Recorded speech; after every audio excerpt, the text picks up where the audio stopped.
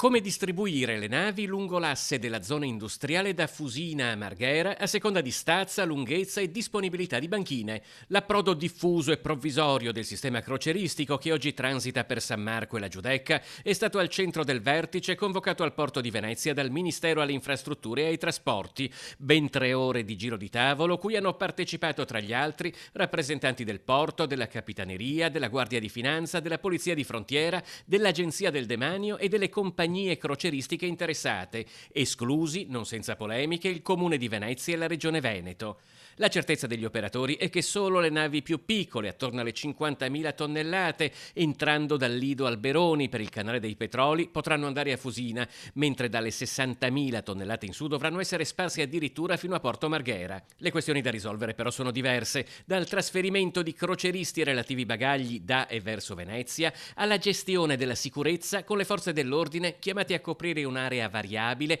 che appare ingestibile senza le dovute risorse di uomini e mezzi, fino ai problemi di assistenza alle navi stesse, vale a dire le forniture. Proposte e dubbi che saranno portati al ministro alle infrastrutture Danilo Toninelli in attesa di un nuovo incontro entro fine mese per poi trarre le conclusioni a settembre. Ma il ministro sarà già chiamato domani a esprimersi sulle grandi navi in Commissione Trasporti alla Camera. Tra l'altro anche sulla mancata convocazione del Comitatone dal novembre del 2017, la cui soluzione attraverso il canale dei Petroli di Marghera per le navi maggiori, con l'appendice del canale Vittorio Emanuele per le più piccole destinate alla marittima, pare non essere stata neanche citata durante l'incontro odierno.